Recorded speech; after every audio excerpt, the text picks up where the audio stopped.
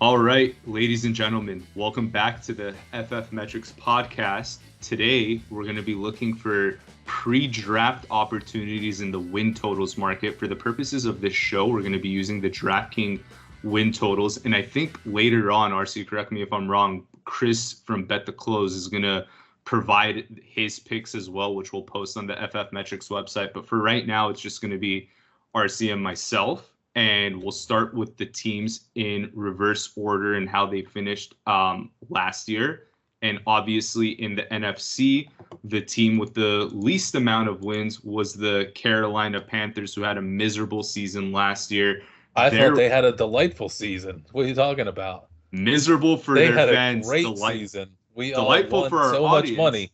Yeah. I thought it went perfectly, better than I expected. Yeah. I did not expect to lock that bet up by week 10. RC, I'm so curious where you're gonna land on this, because right now DraftKings has it at 4.5. They're over under. By the way, week 1 last year, Carolina was at 7.5. So Vegas has adjusted it by 3 points by seeing the Panthers season, right? How it turned out. And then free agency. Obviously, we don't know what they're gonna do in the draft, but they don't really have a high pick. RC, let's go. 1, 2. So I'll count down 1, 2, 3. And then RC and I will say over or under. So RC, let's kick off. 4.5, Carolina Panthers.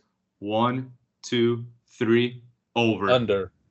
All right. We have a discrepancy here. I love it. We were all under last year, but that was like a 7.5 line. We all know, we all have been picking on the Panthers. So I'm sticking with in the past mode of betting against them. You are betting, you are obviously thinking that number's too low. Is this the Dave Canales belief by you that they're going to be able to at least sneak away with 5 wins? I don't think. What are you feeling good about it? Is it just the line is so low you can't believe that a team would be under that? It's too low. So if you adjust the Carolina record if you flip their record in 1-score games or whatever, they would actually be 5-12, which beats that 4.5 win total. So there were a lot of games where not a lot, but there were games where the margin was close. And they technically, in my eyes, even though they lost Brian Burns, they technically are a better team than they were last year. You know, adding 2 guard, that offensive line has nowhere to go but up. And the rest of the division, besides the Falcons, I think is all going to take a step back, right? Like now New Orleans is vulnerable.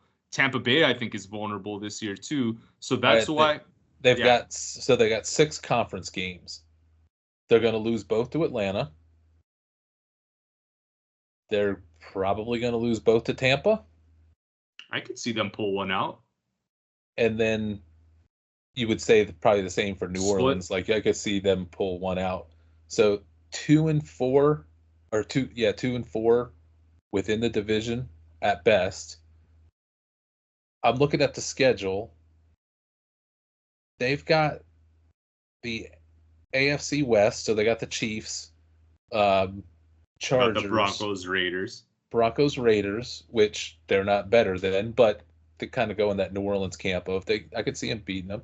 It's winnable. They have the weaker NFC East, so that helps. Out of based on where they finished, they got a random draw against other teams that finished in their same range. I think would it be Vikings and Cardinals? They had the misfortune of drawing the Bengals as one of theirs. Rough. Yeah. So that kind of scared me. And Arizona, which that doesn't make me feel good either, and Chicago. I think they lose all 3 of those games. I mean, obviously they could win one of them, but if they go 2-4, you got to find 3 other, or 2-4 in division. You got to find 3 other wins. The Giants at home, and then they're not going to be a favorite in any home game otherwise. And then in the away side, maybe Denver, depending on what they do at quarterback. But they got the Eagles, the Commanders. I mean, the Commanders could be a spot. Um, it's going to be a chore for them to get to 5 wins. I'm not betting it, but I'm with the under with the Panthers just because of my passion against Bryce Young. But I could see them getting to the 5 wins. Totally understandable. So I think we're ready to move on to the next one. Last year, the Commanders finished with 4 wins, and their win total this year, according to DraftKings, is 6.5. So they're expecting a 2.5 point improvement. And their win total last year, week 1, was 6.5. So basically, Vegas is saying from week 1 last year to right now, we have the same expectation of this Commanders team. RC, on the count of 3, over or under on Washington, 6.5. 1, 2, 3, over. Over. All right. So we have agreement there with the Commanders. And I'll kick things off. I think their new OC with Cliff Kingsbury, that's going to inject some new life to an offense that has receiving threats with Scary Terry there. And, their offensive line, I think, could still use work. But you have Scary Terry, rookie quarterback, most likely going to be Jaden Daniels, who I'm bullish on. So things pointing in the right direction. Dan Quinn, I think his message could sort of wear off on people in like years 3, 4. Like it'll start wearing. I mean, Pete Carroll used to have this problem too, and he kind of got over it. But in the first year, I think he could really motivate this team, and the rest of their division, in my eyes, is inflated. So this could be a spot where a Commanders team with a rookie quarterback can come in and get more than 6 wins. And I think because the division is collapsing around them, like I really have lost faith. I didn't have a ton of faith anyway, but I'm losing it more and more after watching them last year. In the Eagles, I don't know that Washington doesn't make a run at winning this division at That's 8 wins. bold. That's bold. And I'm not in love with this team. I look at the rest of the division and go, this. I could see the bottom falling out of Philadelphia even more than it was late last year, and them having all kinds of coaching issues and everything else. And Dallas always finds a way to shoot itself in the foot. The Giants look terrible. So if they get Jaden Daniels, that's what I'm predicating it on. They get Jaden Daniels, then I've got a little faith in Washington. If they don't get him and they take Drake May, which I don't think is going to happen at all, then I will be under, way under. Yeah, and for those of you that want to find out more about that, definitely visit the FF Metrics site where we have scouting reports on Drake May and why he may not be the right fit right away for Washington or another team that needs to start a QB on year 1. And we'll leave it at that and move to the next. Jaden Daniels is the number 1 quarterback in this draft. There you go. And Caleb Williams is not in the top 2 or 3. This is why you got to check out the site to get all those insights, that go sort of against what the consensus is thinking about. But speaking of another 4-win team, RC, the Arizona Cardinals are currently, their win total is at 6.5, which is a 2.5-point improvement on their record. So Vegas is expecting things to go up for them. And their win total last year, week 1, was 4.5. RC, on the count of 3, Arizona, 6.5. Over or under? 1, 2, 3, over. Over. All right. And I knew we were going to agree on that one. Yeah. But I'll let you start. I'll let you say your piece on it before I chime in. For me, it's simple. There were a lot of one-score games with them too. I think they had 3 of them that they lost, so that would take their record to 7 wins. And they didn't have Kyler Murray for half the season. Now you're getting a healthy Murray.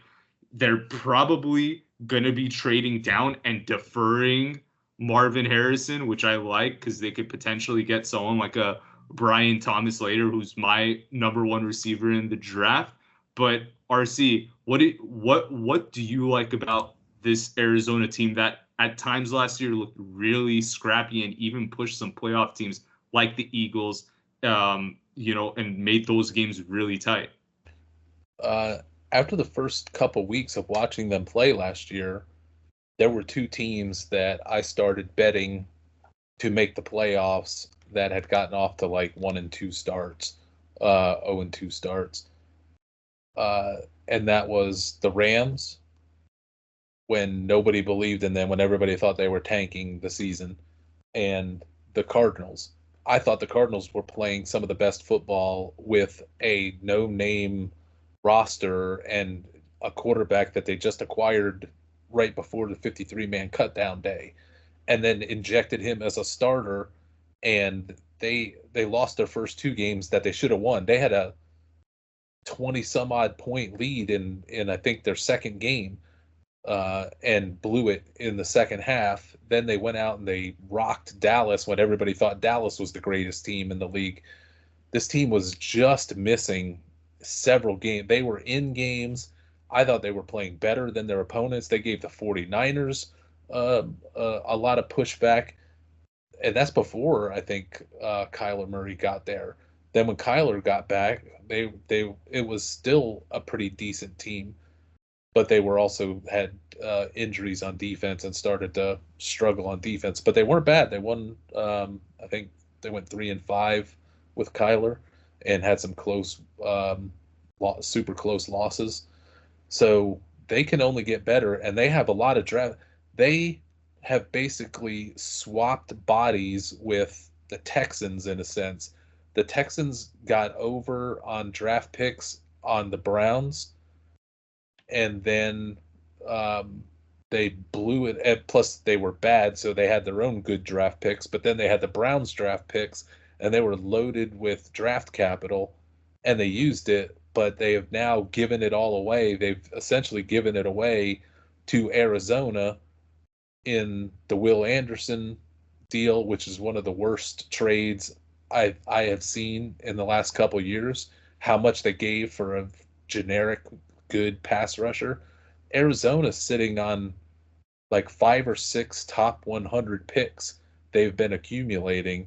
So I was impressed with the coach. I was impressed with the no-name team last year.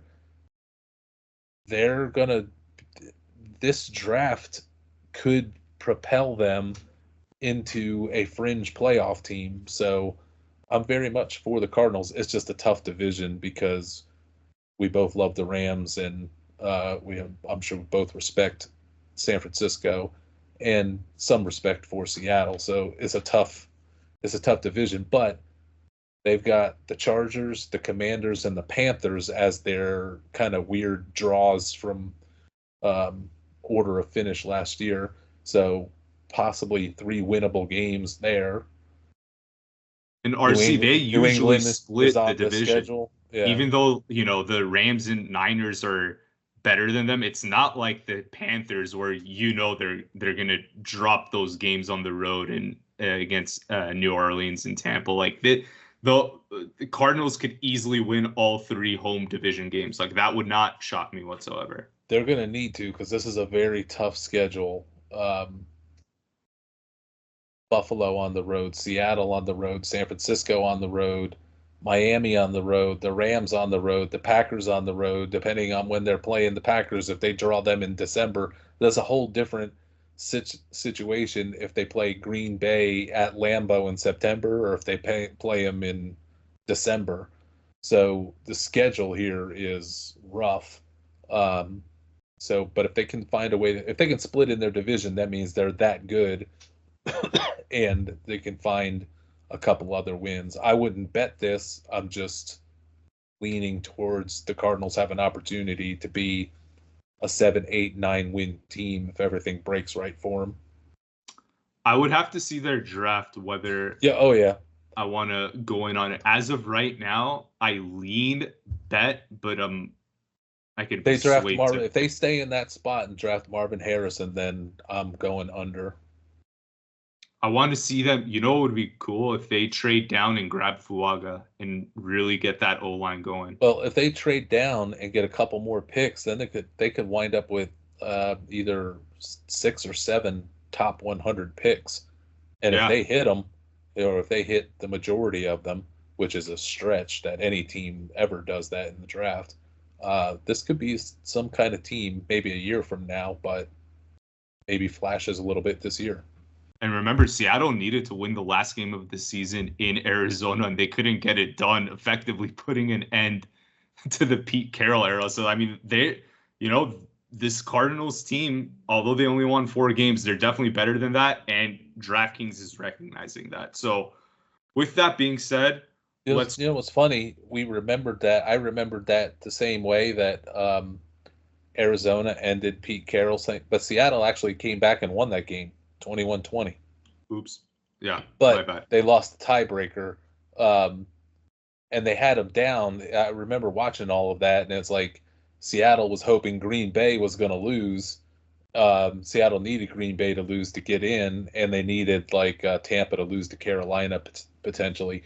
And Arizona was beating Seattle that whole time, and then Seattle pulled it off in the end. But I was with you. I was like, yeah, they won their last couple games. They beat Philly and they beat Seattle. They actually did not beat Seattle. They started, but they pushed them. Yeah. Oh yeah. Yeah. I thought they were the better team. Yeah. Most of their games, I thought they were the better team. Yeah. Without much of a team. Let's move on to the Giants, RC, where they finished with 6 wins last year. DraftKings doesn't really add too much more value to them at 6.5. So, and their week 1 win total was 7.5. So now DraftKings is downgrading them 1 win.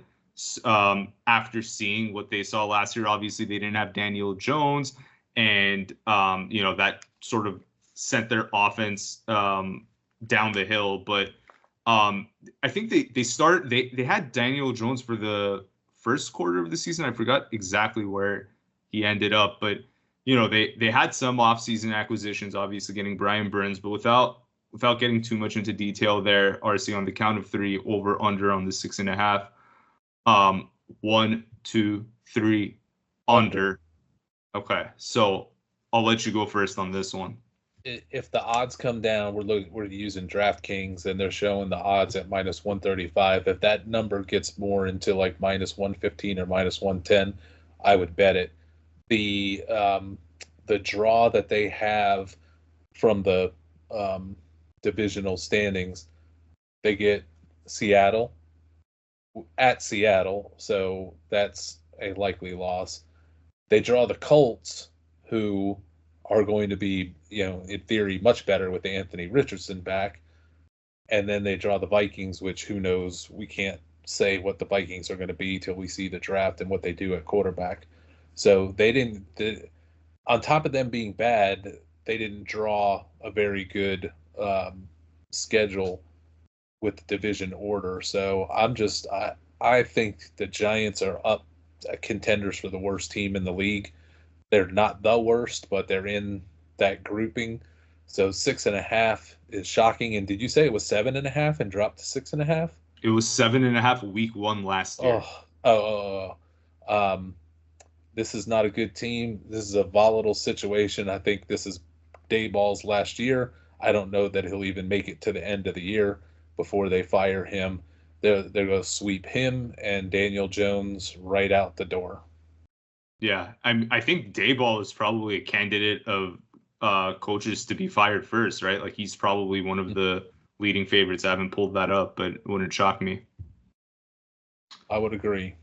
And for me, RC, the reason why I went under there, I mean, I just don't have faith in this team as it's constructed. I like where their D-line is, but I mean, that's only going to get them so far, right? Like, they obviously added Brian Burns. They had Dexter Lawrence already. They had Thibodeau. So, like, their D-line was decent, and they added Burns, who's a star pass rusher who, I know not your favorite position in the world, but the guy accumulated stats and had an impact on the Panthers, who were always playing from behind, which is kind of hard for a pass rusher to do. Not saying that's going to be any different with the Giants. I don't see the Giants really running away with leads or anything, but he's a pretty good player in my eyes, so I did like that. Ask the Eagles how having a fancy front line does for your win totals and for your defense.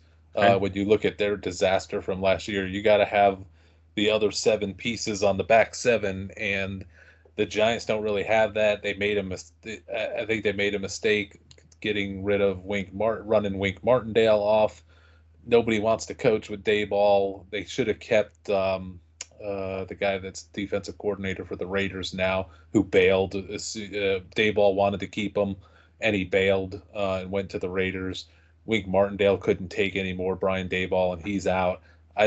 You're one of the most endangered coaches with one of the 3 to 5 worst quarterbacks in the league. You're not getting the 6.5 wins unless you get a hellacious schedule break by a lot of injuries to the teams that you're playing at their quarterback position. Agreed. Offensive line is still a joke. Daniel Jones is not good. They're going to Devin Singletary is their lead running back. It's just there's nothing good I see about this Giants team. They lost their best offensive player, plain and simple, Saquon Barkley. So I mean, now without him, like that. When I see a team that's can't get any other players but keeps overspending to build the defensive line, I don't want anything to do with that team.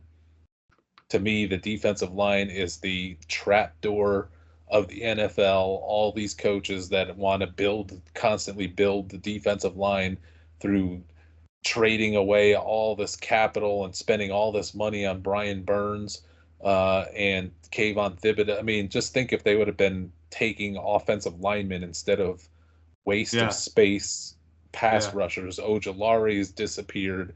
Thibodeau disappears in games. Now they're going to pay Brian Burns $1 billion, and he'll probably start taking time off now that he's got his big paycheck. It's like the Giants are doing everything wrong and are a candidate for the worst team in the league, worse than the Panthers. And then the owners are probably going to go turn to a familiar face and bring Bill Belichick to run the Giants in 2025. Watch that happen. Yep. I think that is exactly what's going to happen. All right, let's move to the next one. Let's move to Chris's Vikings. Their win total on DraftKings is 6.5. And their win total last year, RC, where Kirk Cousins got injured in the middle of the season, they actually wound up with 7 wins. I know Kirk was in a lot of close games, but I think his record before he went down was like 1-5 or 2-6, like something weird like that. He didn't they didn't start off too hot, but they were pretty competitive in those games where he was on the field. Their win total in week 1 of last year's 8.5. So without Kirk, DraftKings is sort of downgrading the Vikings by 2 wins. So, RC, the question becomes, is that enough? Is it too little? So let's go Vikings 6.5 over under 1, 2, 3 over. Under. All right, we have another discrepancy. I like it. So I'll tee things up on this one. Can I tee things up to see if it changes your mind? What are the 2 divisions you don't want to have in your schedule where you're playing all 4 of the teams? The West and North in the NFC. Or you're talking about everything. Because all these teams get an AFC draw and an NFC draw. So one AFC, one NFC. So who's the worst NFC division draw? NFC West. That's who they have. Who's the AFC that you don't want to draw? AFC North. I would say that's up there with, I think the AFC South is getting close to, I don't want to play them top to bottom. I'm not. I say North for their weather though, so their weather can get nasty. Whereas the South, you can. Yeah, it's a legit because the Ravens, they're top heavy. Ravens and Bengals are Super Bowl contenders. I don't believe in the Steelers, but they always find a way. I like the South for the power of the quarterbacks that are getting ready to happen. So let's say that the AFC South is second best or second toughest. It's still tough. I think it's a tough draw that I wouldn't want to have. So they get two tough. They have 8 games. With those two. What do you think they go in divisions? Assuming Sam Darnold is the starting quarterback, is this another 2-4 in division? I think the over under, if I had to come up with a line, would probably be lose to Detroit twice or Green Bay twice and split with the other two. So I would probably think it's more likely 2 wins. 2-4, then they've got the tough Rams, 49ers, Seattle, Arizona. Maybe they get a win out of that. They get all, they get the Houston, they get Jacksonville on the road, they get Tennessee, Houston. So they can get a win out of there for sure. Their divisional equivalent that they get to play, they draw the Falcons. Bad time to draw the Falcons as a random. They get draw the Jets. Bad time to draw the Jets as a random, and they got the Giants. So they'll at least win one game this year. But you get Sam Darnold against one of the toughest schedules perhaps in the NFL. I can't go 6.5 wins on Sam Darnold. When you walked me through that, and with the bad divisional equivalence matchups, like drawing the Falcons and the Jets is such the wrong time to have drawn that. I don't like the down. So like what caught me before I kind of like hesitated, like, should I do over or under? They only got downgraded 2 games for Kirk. I think Kirk's worth more than 2. Like, if you look at their week 1 win total last year and where they are now, you would think he's worth 3 to 4, right? Like, should this win total actually be 5.5 for them? I don't know. The media, the media always has downgraded and attacked Kirk Cousins and disrespected him. Now they love him in Atlanta, but prior they were just talking about how all of his shortcomings. Subsequently, they love Sam Darnold more than they love Kirk Cousins. I think in a lot of people's minds in the media and in fandom, the switch of Darnold and Cousins is not much of a switch at all. So I think the power is going to be to the over, which is why they're minus 135 on the over. I don't think people think that it's a big drop off to Sam Darnold, which I think it's a giant chasm of a drop off. So I want to see who they draft. They could draft Penix and make me think. I still don't know if I would go to the 6.5, but it would even it out. If they draft JJ McCarthy, if they trade up and draft JJ McCarthy, I am rushing to go bet the under 6.5. So I think RC, they're pretty much locked in to either trade up for McCarthy or May. Those seem to be the 2 guys that they want. They're going to get one or the other. It sounds like McCarthy might be higher up on their board, so that might happen. And if it does, you like it better. But what I haven't seen is them being linked to Penix, Knicks. But I mean, for me, it's pretty like Penix, Knicks, McCarthy. I categorize them in that same bubble of QBs that have an equivalent chance of busting. But then Vikings don't have to give up so many first rounders to get Penix or Knicks. But you like Penix better. Oh yeah, I don't think McCarthy belongs in the discussion with Knicks or Penix, and I think Penix is starting to. I'm going to go on record right here, right now, for whatever it's worth, based on conversations of the last week and then especially of the last 24 hours, Penix is going in the first round. Wow. And now it's just going to be how high, and once he's established as, hey everybody, it's okay to take the guy with the 2 knee injuries, which I think it is, then he's going to start to get chased up. So I think Minnesota could be sitting there thinking if they just stay where they're at, they can get him or Knicks, but targeting him, and they're bringing him in. I think he's their next. Now suddenly they're bringing him in. The 2 things from the last 24 hours, that I have a very growing confidence in, trying to figure out a way to bet it, but I didn't see any way to do it on the DraftKings or FanDuel. Penix is going in the first round, and the Raiders are going to trade up to get Jaden Daniels.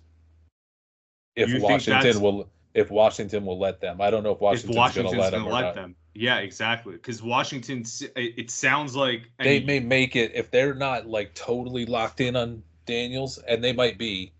I think the Raiders are going to make them an offer they can't refuse. Yeah, I mean Antonio Pierce was on the on the coaching side. I don't know if he was coaching offense or defense there, but he was on the staff of Arizona State when Jaden Daniels was there, so he has a connection with him. Yep. But that would be wild. I can't see the Commanders after trading away Howell. How do they defer on taking Daniels? But crazier things have happened. It's not impossible. It's just who the coach ultimately loves. The Kingsbury factor, I'm still thinking they're trying to figure out a way to get to number one to get Caleb, but I don't think there's any chance in hell they can do that. But if they don't believe that Jaden Daniels fits what they want to do, then now you got McCarthy or May as an option, or them trading out, or them saying we're not going to give into this. We'll fade back and get somebody else. So I don't think it's going to. I personally don't think Washington's going to allow it, but I know Las Vegas is throwing everything within reason and then some to try to get up to that. I know it's been speculated because Pierce connection to Daniels and all, but I'm here to tell you it's really happening behind the scenes. I just don't think they can give up enough and feel good about it. / I don't think Washington sees any way else but to draft Jaden Daniels. I mean, I don't know if there's a rule on this, but how far in advance could they offer 5 first-round picks? Is there any cap on the amount of first-round picks they can offer? I don't know. I don't think they would go that far with it. They'll go more than they should, but I don't think they'll go to a ridiculous level. So what Minnesota's going to do is definitely going to change my thoughts as a bettor. If they get Penix, then I'll just pass on the situation because they're probably going to push Darnold the whole year until halfway through the season. Then they'll turn to Penix. But if they don't get Penix, and if they don't get maybe Nix, if they get suckered into JJ McCarthy, I am betting that under. RC, let's shift gears to the team that's apparently going to draft Caleb Williams. I think I shouldn't say apparently. I mean, I believe that. So yeah. Chicago, their win total is 8.5. Check this out. Last year, week 1, their win total was 7.5. So DraftKings is adding 1 win to where they thought the Bears would be last year. Now, they've ended up with 7 wins last year, and they're picking number 1 overall. It's going to be Caleb Williams. They've obviously made changes to they went out, they got Keenan Allen in the middle of the season. They traded for Montez Sweat, who really revamped. I mean, all of a sudden after that trade, that defense looked a lot different. They have the first pick and they have the 9th overall pick in this draft. RC, on the count of 3, over under Chicago, 8.5 wins. 1, 2, 3, under. Okay. And the reason why I went under is sort of how you walked me through Minnesota, and the fact that they're at 8.5 with the rookie quarterback through that gauntlet schedule. I don't want any part of that. And they got a decent draw on the divisional matchup thing. Like they got Carolina, New England, and Washington. So there's a break there, but there's not a break anywhere else. And I believe that the Bears are closer or are going to be the worst team in the NFC North. They're definitely not going to be the top team in my book. Not with a rookie quarterback, not with Matt Eberflus at head coach. They'd have to have the draft of drafts to maybe get me to switch and think that maybe they're better than Minnesota.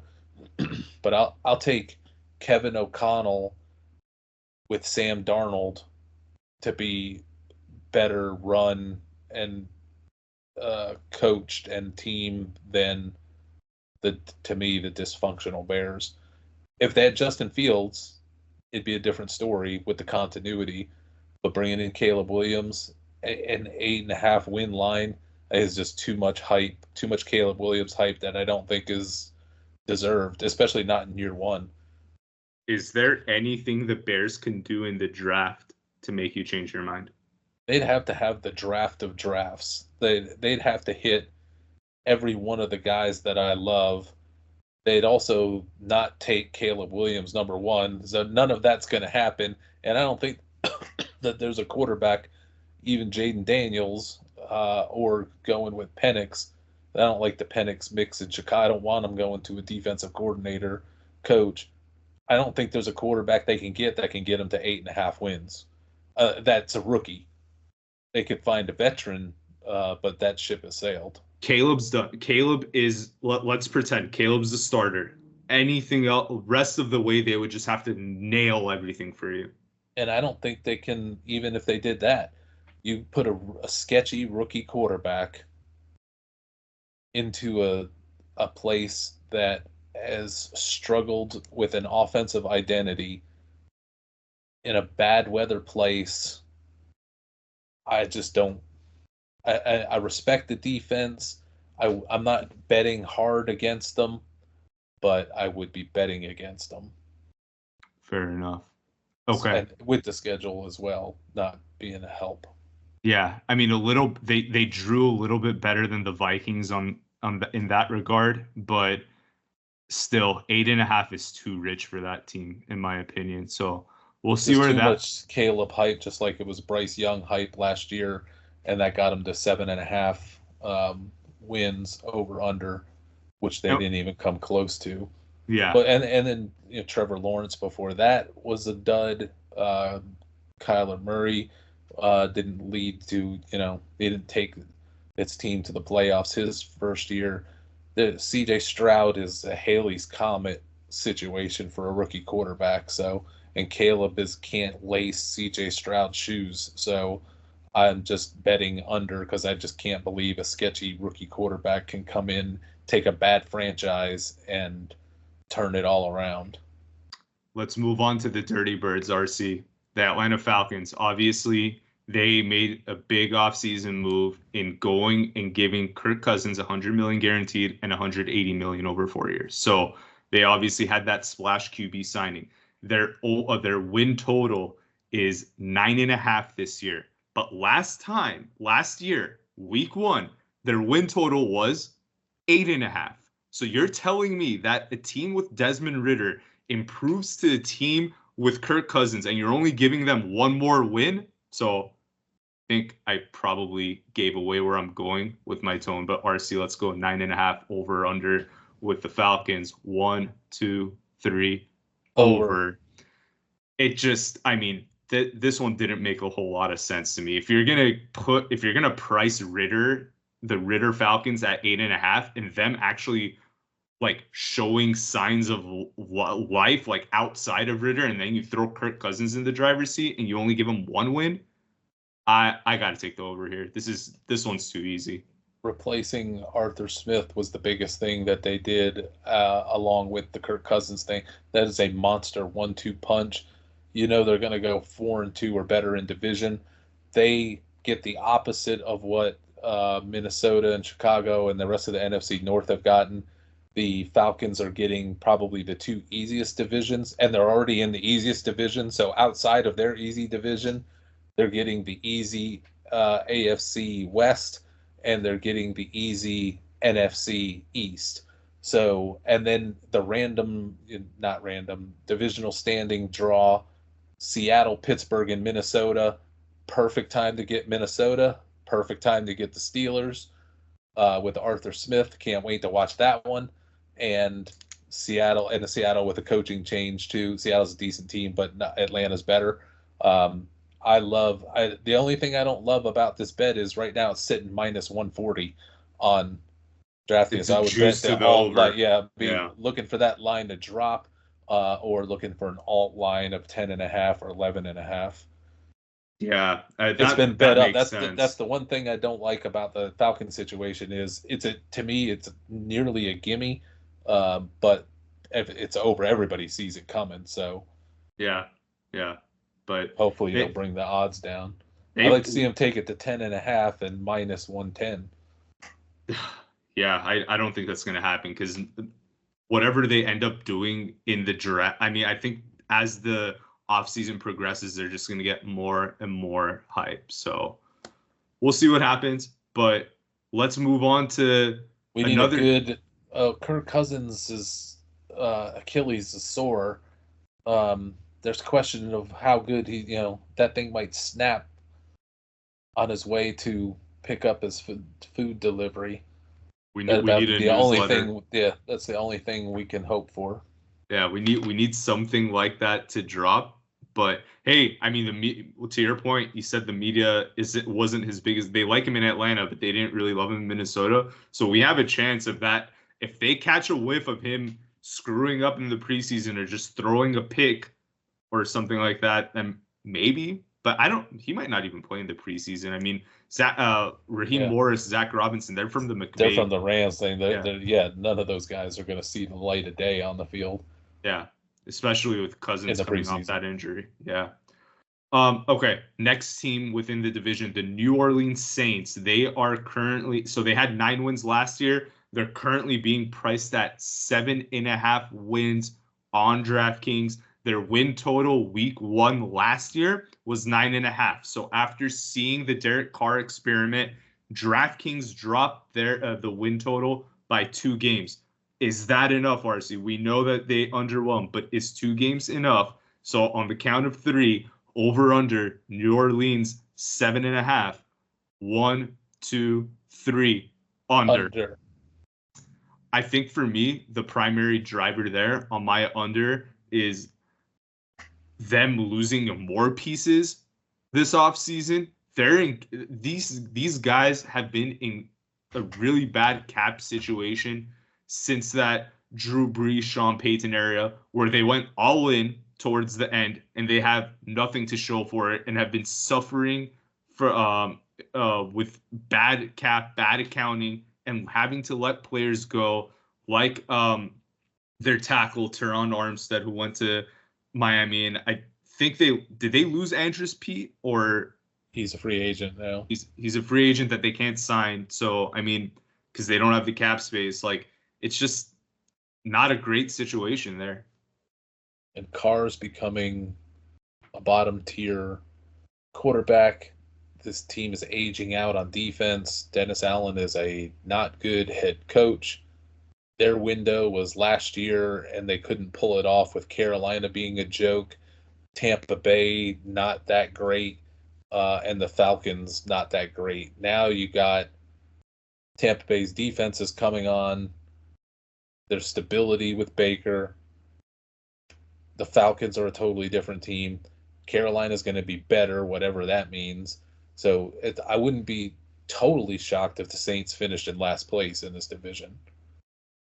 Yeah, So I I'm would. definitely, and their random draw, catch this random draw of order. They pick up facing the Rams, the Packers at Lambeau, and the Browns. Oof.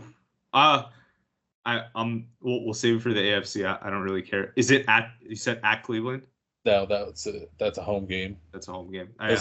You think about the Saints and you're thinking, hopefully they're going to get like the Giants and teams like that, Seattle or Washington or whatever is a random draw.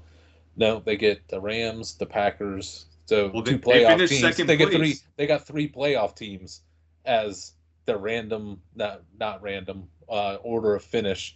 Random in what division it rotates every year. What division they're gonna match up with by order of finish. So they They get three finished in playoff second teams. place, RC. So they're gonna get the second place team. Like as bad as they were, the NFC South is so bad that second place there, and then they have to play the second place teams in other division where it's night and day. Like the Rams and Saints are They could have tears got apart. Seattle. They could have got Seattle, Minnesota, and Pittsburgh instead if they would have just fell one spot in the standings. Instead, they get three playoff teams that are ascending.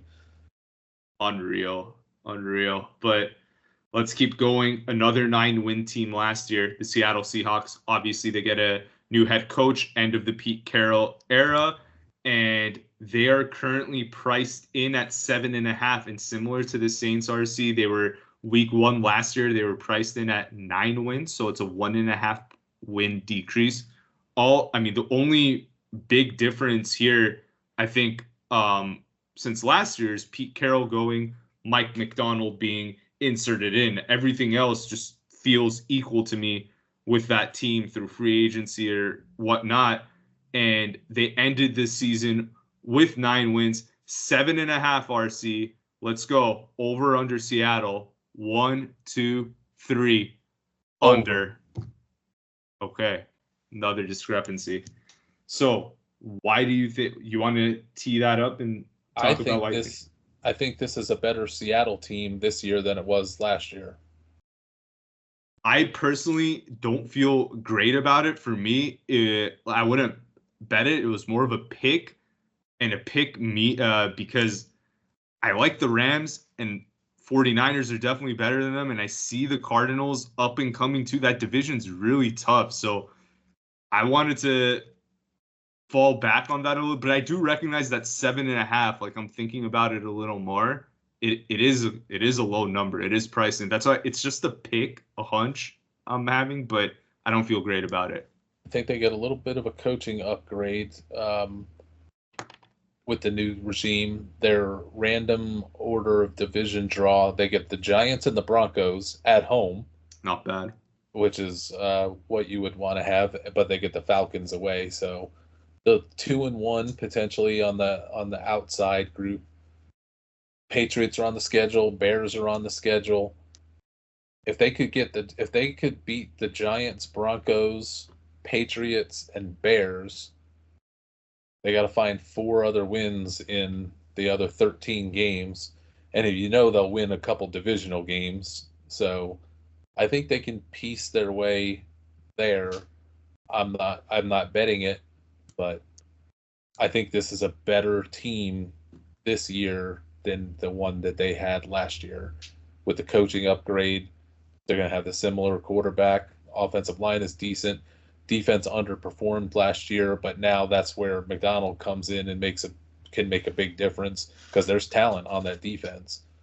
Yeah, I think that's a hidden gem defense, and he might be the right guy to turn it. So for those reasons and the nice little schedule randomness draw, I'm going to say over, but there will not be $1 coming out of my pocket to bet on it. Yeah, it's that one's a tough one to bet on. I think for them, like in my head, that range that exists is like anywhere. If you told me they want 6 to 9 wins, like that's the range I have in my head for them. I think all of them I could see being, I would say it's equal probability 6 through 9. They could really end up anywhere there. So it's then literally. You also have a decent emergency situation in that, a lot of these teams, if the main quarterback goes down, they're screwed. That's a fair point. Seattle is not. Seattle may have a better quarterback on their bench. Yeah, that's a really good point with Sam Howell being there. That could swing if you're on the fence. I mean, that could be a deciding factor there. So, let's move on to Tampa Bay. Also 9 wins. They won the NFC South last year, so they're the first place team within the South. DraftKings has them at 8.5 this year. Week 1 last year, they had them at 6.5. So by getting a playoff win, Baker Mayfield showing signs of life, they upgraded to 2 wins. Their win total went up by 2 wins. So RC over under on Tampa Bay 8.5. 1, 2, 3 under. I was gonna say under, but I'm so on the fence with it. Yeah, I don't feel great about it. I was gonna. My first reaction was this is, 9 wins seems about right and all that, but I'm going to say under, because when I look at their schedule, yes, they've got their own division.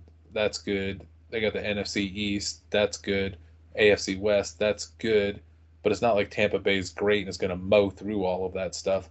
But their random draw, here's their random draw. How do you like this for a random draw? 49ers, Ravens, and Lions. Loss, So loss, and there's three loss. losses baked in right there. So in theory, so you got 14 that they're going to have to win 9 of the other 14 to pay your bet in theory on that. And they have the Chiefs on the schedule, 2 Falcons games on the schedule. I mean, they could split the Falcons games, but they're at Kansas City and at Dallas. Oh, So if Kansas City and Dallas are losses, and so is all the random. So if they got 5 losses, then you have 12 other games. They've got to win 9 of those 12. 75%. That is nuts. And I they're not a can't. 75% team. And they lose Dave Canales, right, to Carolina. And Todd Bowles, I'm not Is a his bad biggest coach. fan. Yeah, I mean, look, their fortunes could have easily flipped had they made the playoffs. They got a win, and now they pay Baker. They they have positive sentiments towards It's a good Bowles. 500 team Exactly. with a very tough schedule. Exactly. So I think that they come down a little bit from where they were last year, which I think 8 wins is 8 wins, 7 wins, You 6 see what wins. the public is, or what Vegas is saying? See the underline? Let's see. Hold on. Oh man, it's juiced -150. Wow. The public is definitely not believing in Tampa. That is odd that we might think that this is not a team that's legit to get to 9 wins, but then the public is also in that same vein. I mean, to be fair though, a lot of mainstream bettors, I don't think they're betting before the season too, so it could be a more sharp money coming in. I don't think your casual bettors really care about win totals April 4th, 2024. But So for the odds, I might have to join you with the over just because I can't bear to take a bet at -150. yeah, that's a little light. But hey, when the alternates come out though, I mean, I think 7 wins, 6 wins, even five's a stretch, but it's on the table. It's a Just stretch depends what because they have Washington, they have 2 Carolinas, New Orleans. Denver, New Orleans. I mean, there's probably as many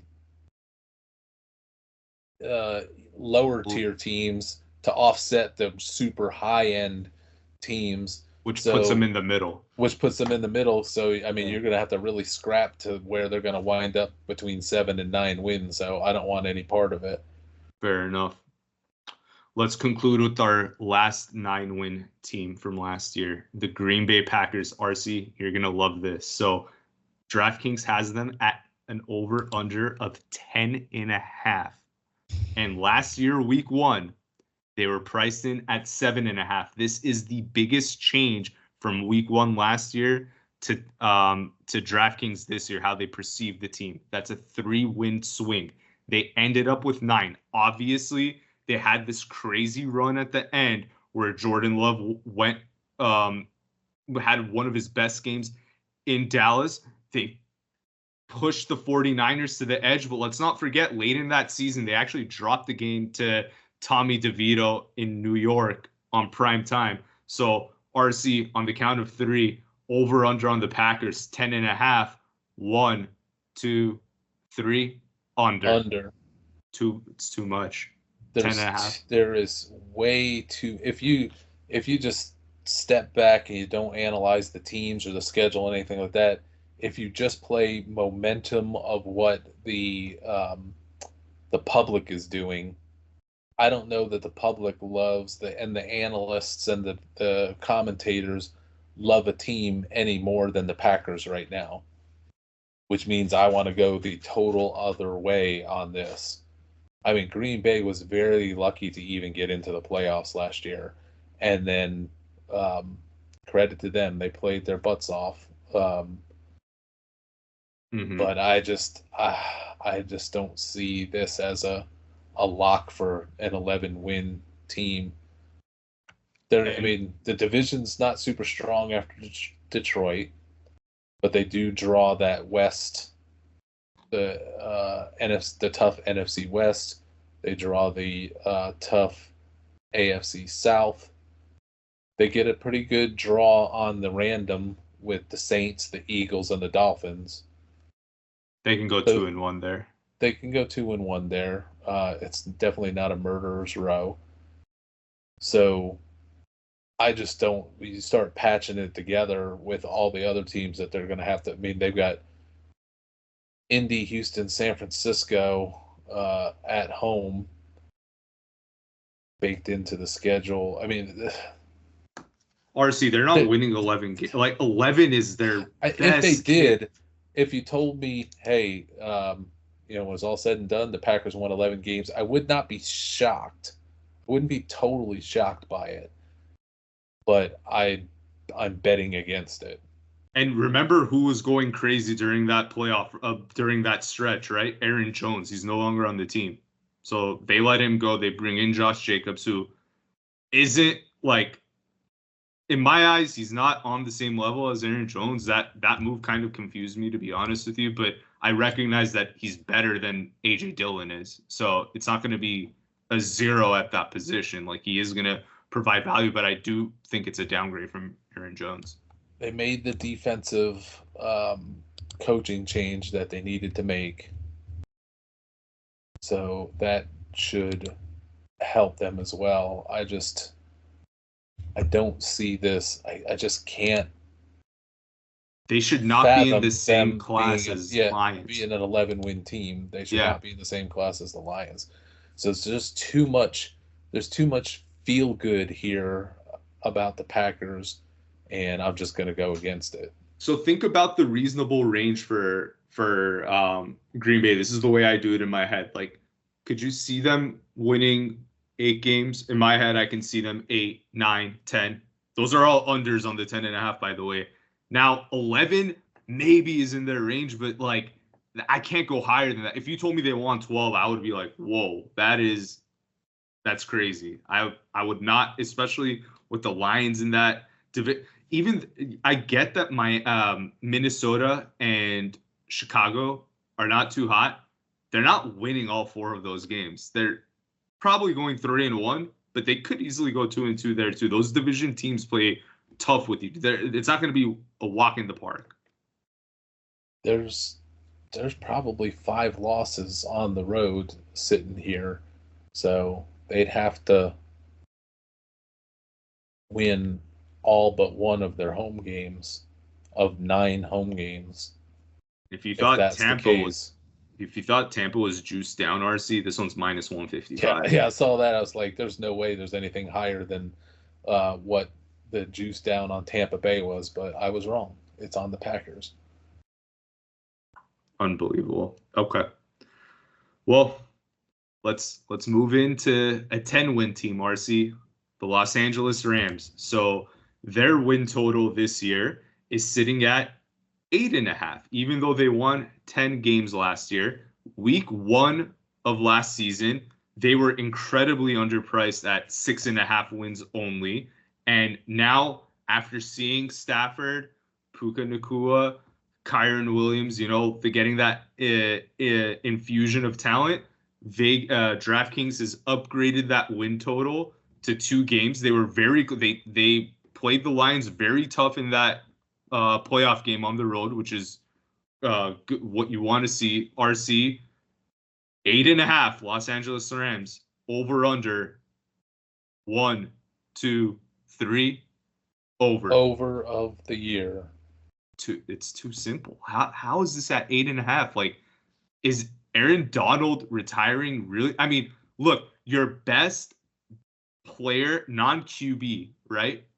Not being there should be a game tops, in my opinion. That's all I can do with Donald. Because look at TJ Watt, for example, right? Like, you pull him out. I mean, you put him in, you pull him out. Like, it's just going to be a game. It's all about the QB. And They invested in the offensive line. They've made some really good moves in free agency. Look, they're not going to find Aaron Donald, but Aaron Donald alone can't, like, yeah, that doesn't justify that small of a discrepancy, in my opinion. So that's why I think that these guys are a lock for 9 wins.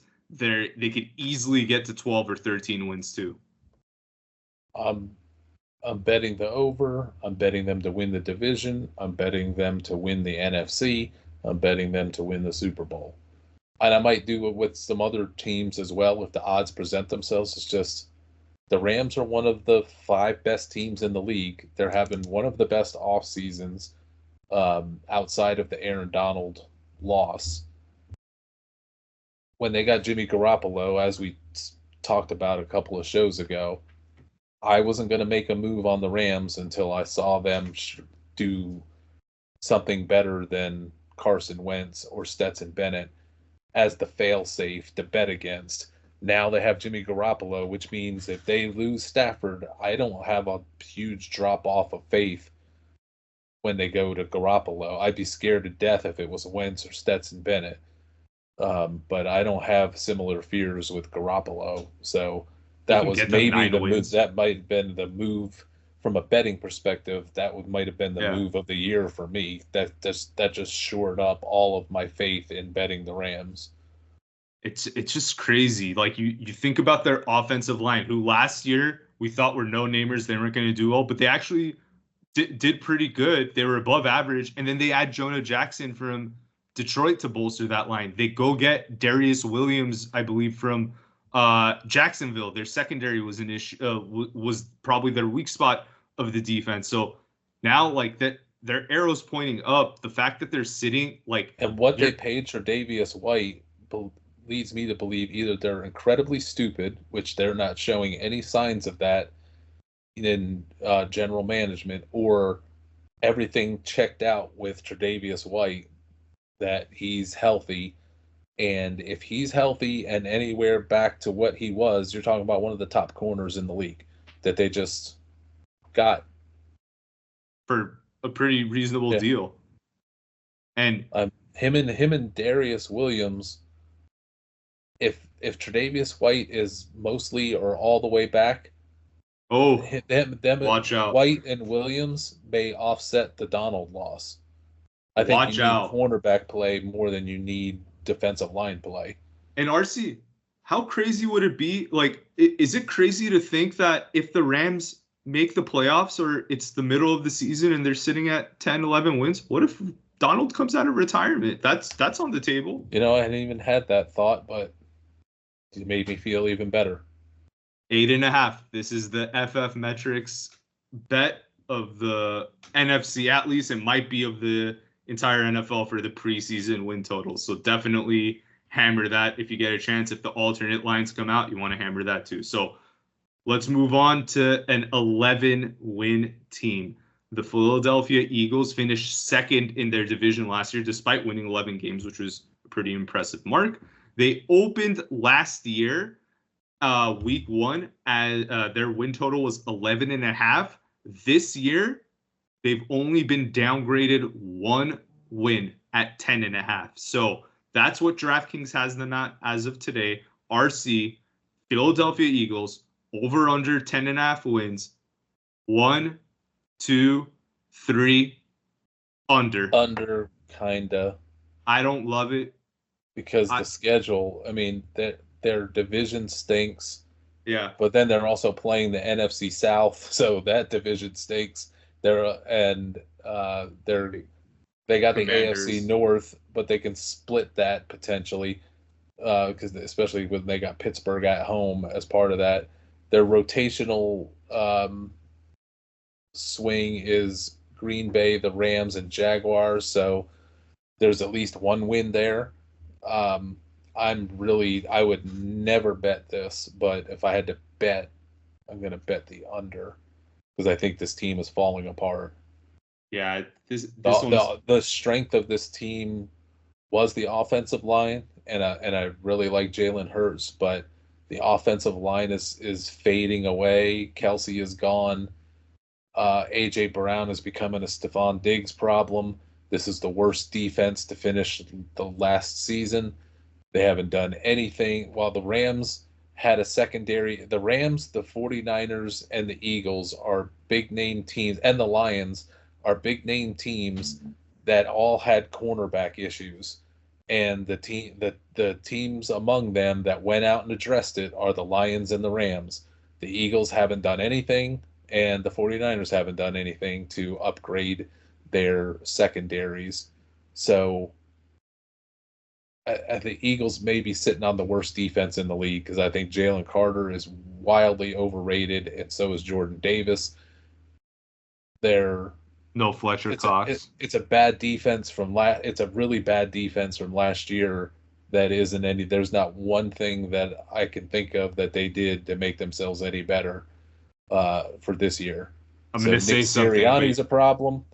Yeah. And Saquon Barkley was not the missing piece to fix the Eagles.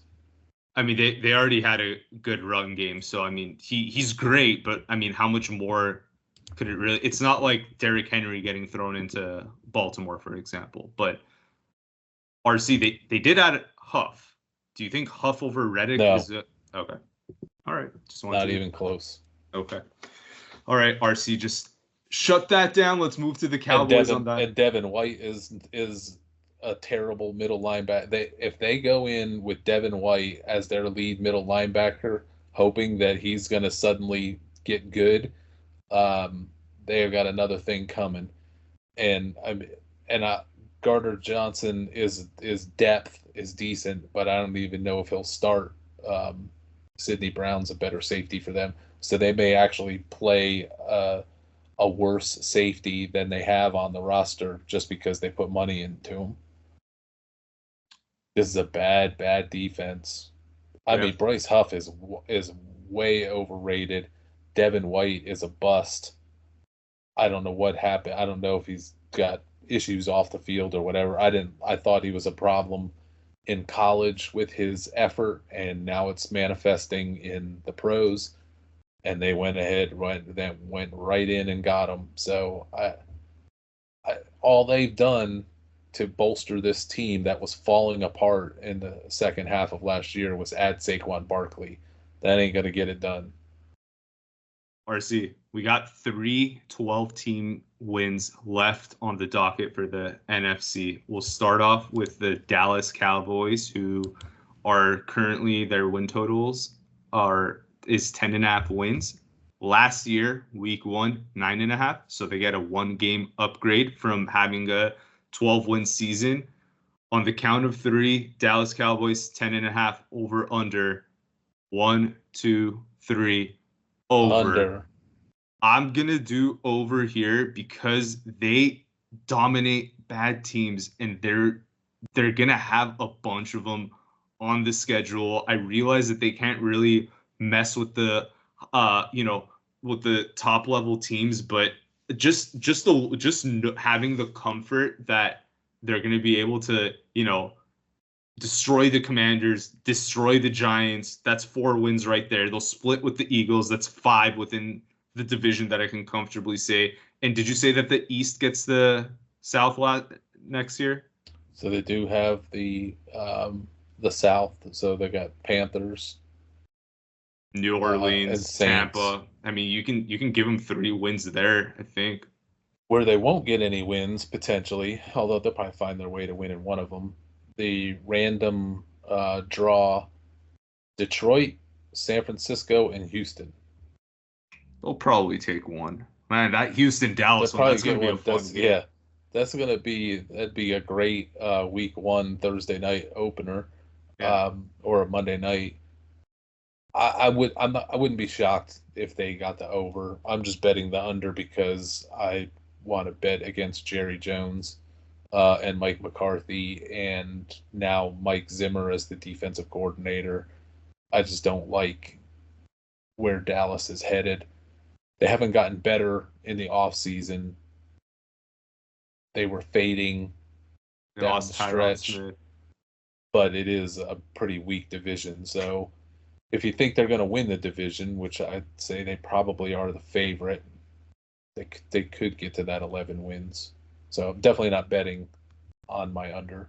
It's a push for me. Like I don't feel great about if you told me pick over 10.5 Eagles or Cowboys, I pick the Cowboys. I think the Cowboys have a better shot to get there, but I don't feel great about either. Anyways, Detroit Lions are the next one, RC. They also won 12 games last year. Their win total this year is 10.5. Last year, week 1, they were at 9.5. So that's a 1-game improvement for the Lions. So Detroit 10.5 on the count of 3, over under 1, 2, 3, over. I can see 10 wins as a realistic outcome for them. 9's pushing it. They're a good team, RC. Like they should win this division in my eyes. Like the Packers have no business having a win total the same as the Lions. There is a clear and distinct difference between those teams in my eyes. So for that reason, I don't know if that's more that the Packers are overpriced and Lions are correctly priced. So I don't want to say like that's why we go over, but the Lions are they are a Super Bowl contending team. They're definitely going to win that division in my eyes. I'm not rushing to the bank with it like I would with the Rams, but I like it. And because the schedule is rough on the NFC North because they draw the NFC West and the AFC South, so there's not a lot of gimmies on the schedule. And then in the random draw, they did get the Bucks, the Bills, and the Cowboys, although the Cowboys on the road, but that's going to be a revenge game for Detroit. I just respect Detroit too much. They really were within range of maybe winning the whole damn thing last year. So they're only getting better. Keeping Ben Johnson was key. Everything stays the same, / they keep upgrading players, and they've started putting something into their corners. They're maybe one more cornerback away from being the team to beat in the NFC. RC, they were just average cornerback from winning that game against San Francisco. And they were one sure-handed wide receiver away from winning that game against San Francisco. If they made that game against Kansas City, the way that Kansas City came out against the 49ers, Detroit would have kicked their ass. Detroit would not let them back in that game. I promise you that they would run. Detroit already beat them week 1 when Andy Reid's supposed to be the master of all the time to prepare. The Lions were still a little emerging but wobbly, and they went in and they spanked Kansas City. I think the way that Detroit was playing late and the way that Kansas City was not playing well late, Detroit would have thumped them if they had a corner. But they got an exciting running back, so where can you ever find really fast 205-pound running backs? Why didn't they get Christian Gonzalez, man? They right traded there away and they traded back and therefore blew it because they could have took him at 6 and walked all the way home with it and had an elite shutdown corner on the level of Sauce Gardner. But instead they got a fancy, fast running back. I can't believe he fell that far though. 17 last year, like that blew my mind. And Tyreek Hill, who doesn't really hand out compliments to anybody, he went out of his way to compliment Christian Gonzalez. That's when I felt comfortable that we had the read on if Hill's coming out and talking about how great he is. And unfortunately he got injured, and hopefully that injury doesn't hurt his progress. But from the little flashes we saw last year when he was playing, that kid definitely could have helped. He was the best defensive player available in the draft last year, and the best non-Big Three quarterback, and arguably, and then behind, I'd say DeJuan Jones was my 4th best player for the draft, so Gonzalez would have been 5th. You could argue he's the 4th. He's that good. And this is why you guys need to go to FF Metrics. DeJuan Jones was taken in the 4th round. RC was on him early. He fell in the draft. And now if you look at any redo of 2023, they have DeJuan Jones going in the 1st round. So those are NFL teams miss it. They miss the mark. They're just regurgitating the same information over and over again. It's sort of that cycle. Where do you have DeJuan Jones? This, that, and the third. But, sometimes a fresh take, like RC doesn't have those biases in his head. I'm not throwing darts. This is 10 plus years of nonstop work, scouting, doing analytics, tape scouting, and everything else. So it's not just you can get lucky. I mean, everybody saw something in DeJuan Jones, but you got to have, for me to say he's the 4th best player in the draft, the best non-quarterback in the draft, that's a huge move. It's one thing to say he's a sleeper, he's good, I kind of like that kid, don't sleep on him. Everybody says that. That's the trick of football analysis. I said he is one of the top 5 players in this draft. And I also had Bryce Young as not even in the top 50. And that was as correct as the DeJuan Jones was in the other direction.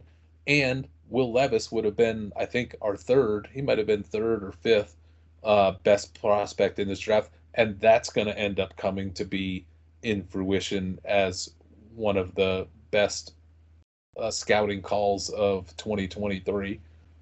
I need that offensive line, RC. I'm not ready yet. Oh, yeah. I need to see what he can overcome the offensive line. Just like he was starting to do. He couldn't overcome Vrabel and the wide receiver group. But assuming that they don't have their bad, even if they just had their same bad offensive line, it took that offensive line getting hurt to 3 levels of, them having to play practice squad and guys that they just signed the previous week. So if they just don't get hurt at that level, they're going to be better. But if they take a guy in the first, like the Skoronski or whatever, their 1st round draft pick, he got hurt and was missing time at the end of the season. So if he stays healthy and they add another offense, if they take an offensive lineman and don't do something stupid like not take an offensive lineman, they start to have the beginning of at least a competent offensive line, and Will Levis can overcome issues because he's a high-end quarterback that everybody's going to find that out hopefully this year if the offensive line is plausible. AFC South is going to be that premier division of quarterbacks that's coming. I finally heard somebody question Trevor Lawrence, speaking of that. Maybe one of the football guys one of the only football guys that I respect their opinions on, Mike Lombardi, came out and was like, do you realize that Trevor Lawrence is not as good as everybody thinks? I was like, whoa. No, Wombo's great. Of all the guys in the mainstream, Wombo's one that I really enjoy listening to. Another one that usually gets it right. And I don't even want to call this guy mainstream, but he appears on shows like The Herd and Undisputed or whatever. Merrill Hodge is really good too. So those are 2 guys, and I don't know where Lombardi is on Caleb Williams, but I know Merrill Hodge is not down for the cause. Yeah, I don't think Merrill likes anybody in this class, and there was somebody he liked, but I can't remember who it is. I think he likes Penix. Was it Penix? Okay. I think. Okay. Yeah, I forgot where Lombo landed with all the QBs in this class, but maybe that's a I haven't been listening. But I just happened to randomly catch him on Pat McAfee's show on a clip. Yeah, he's got his own podcast. Back to Detroit. Yeah, go ahead. Yeah, I used to listen to that all the time, but then I started getting weary of it. So I haven't listened in a while. Detroit, if they don't get a backup quarterback, it's kind of like the Rams situation. I place the Rams now above the Lions in the pecking order in the NFC because I've got the Garoppolo fail-safe where Hendon Hooker ain't going to cut it for Detroit if something happens to Goff. So that's another reason why I would be hesitant to bet that 10.5 line. RC, let's move to the last 12 team organization from the NFC.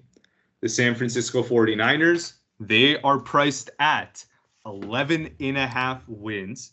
That's a 1-game improvement on where they were week 1, where they were priced at 10.5 wins last year. They finished at 12. So basically, for you to hit that 11.5 bet, they need to win 12 plus. RC, over under San Francisco 11.5 on the count of 3. 1, 2, 3. Under. For me, it's that Super Bowl hangover. They're gonna definitely take a step back for that. Not only that, but they went all the way to the NFC Championship the year before. So like they're playing longer seasons, and I just think that this team, the Rams are gonna come up on top and take that division in my eyes, and they get the first place teams of the conferences that they're playing. So that's going to be rough for them too. What do you think, RC? They're going to have a similar schedule to the Rams that we all love, but where the Rams drew the Eagles, Raiders, and Saints as their random draw, the 49ers drew Dallas, the Chiefs, and the Bucks. Now that's not a murderer's row, but it's going to be not easy to go 2-1 in that grouping. 1 and 2 is very much on the table, where you could see the Rams running the table on their 3. Yeah. So there's that advantage, but the Rams also have an 8.5 win total, and what San Francisco say 11.5. So they've got, if you think about who are the legit Super Bowl threats, some of them because of their quarterback, they will face the Rams twice, who we think are Super Bowl contenders. They face the Lions, who we think are strong Super Bowl contenders. They face the Chiefs, who are an obvious Super Bowl contender. They face the Buffalo Bills, who I still say is in the hunt of being deep into the playoffs, as long as they've got Josh Allen. And I think the trading of Diggs had to happen, and I think a lot of the guys that they've gotten rid of was dead weight that they needed to remove payroll on, and they're going to be okay on the other end, especially if they have a good draft. And then if the Jets do get their act together and Rodgers stays healthy and the defense and all that, they've got 6 games against real tough teams that they're going to have to get over on them and then wipe out everybody else. And it just seems like that's a tough call. If Purdy goes down, then you're dropping to Josh Dobbs, who I don't think is terrible, but that's not – the drop from Purdy to Dobbs is way different than the drop from Stafford to Garoppolo. I think there's a lot of pressure on San Francisco to be under here, but I would not bet against the 49ers. I wouldn't bet. It's a pick for me. Mm-hmm. I'm not running to Vegas with that, but I could be convinced to bet it too. Like I'm not totally. It's not like you can bet it at minus 150 right now. That's a little rough. RC, so just rounding it all up, it sounds like we like the Falcons over, we like the Rams over, and Green Bay under seemed like our strongest sentiments, right? Yeah, in general. And I'm not so vehemently against the Packers, but that just seems way too hot. So I think did you mention the Giants in there? Like, I think the Giants under is one of the better bets coming out of this, if the odds dip a little bit more.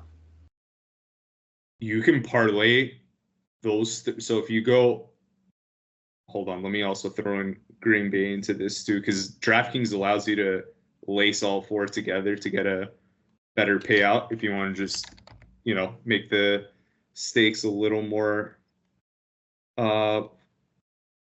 entertaining than usual. So if you stake all four of those together, RC, over 9.5 Falcons, over 8.5 Rams, under 6.5 Giants, under 10.5 Packers, you can 4x whatever you put down.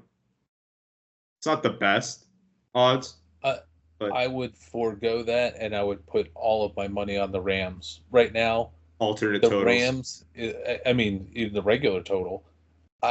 Just like last year, I put most all of my money was deployed on the Panthers. It was just too good. Yeah. I think the Rams over is moving into that territory. Yeah.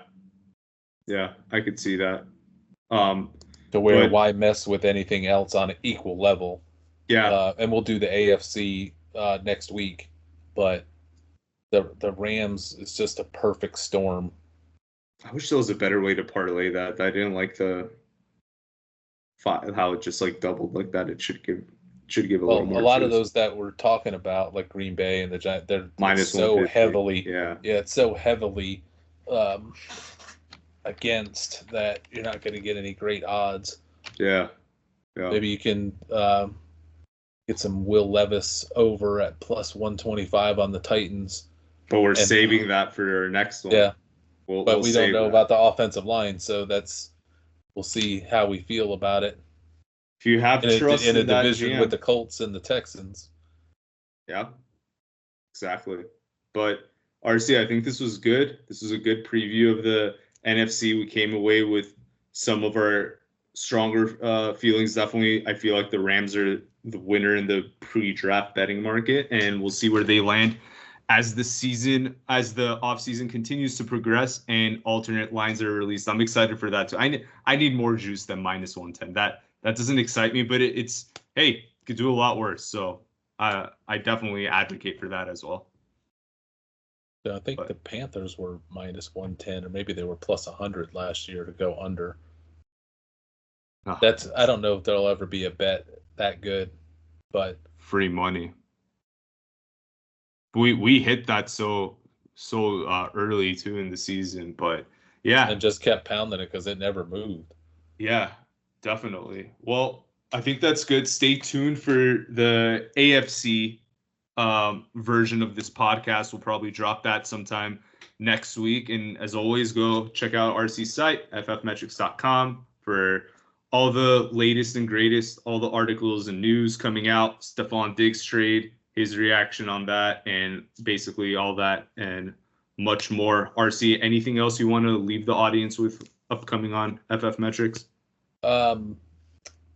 Constant scouting of the draft, dynasty rookie draft, mock drafts, special reports when things like break on Stephon Diggs, dynasty top 600 rankings, IDP top 500 rankings. It's just nonstop looking for football profit ideas, whether it's betting it like we're talking about here, or winning dynasty, or getting early best ball drafts in. That's what I do. That's what we do all year round. And my closing statement would be, hopefully next week, the baby who needs his sleep, Bet the Close Chris, will join us instead of wimping out. And poor guy, get his wisdom. I'm throwing that in at the very end to see if he will watch this all the way through to the end and acknowledge that he watched. I'll know he didn't watch if he doesn't squawk about what I just said.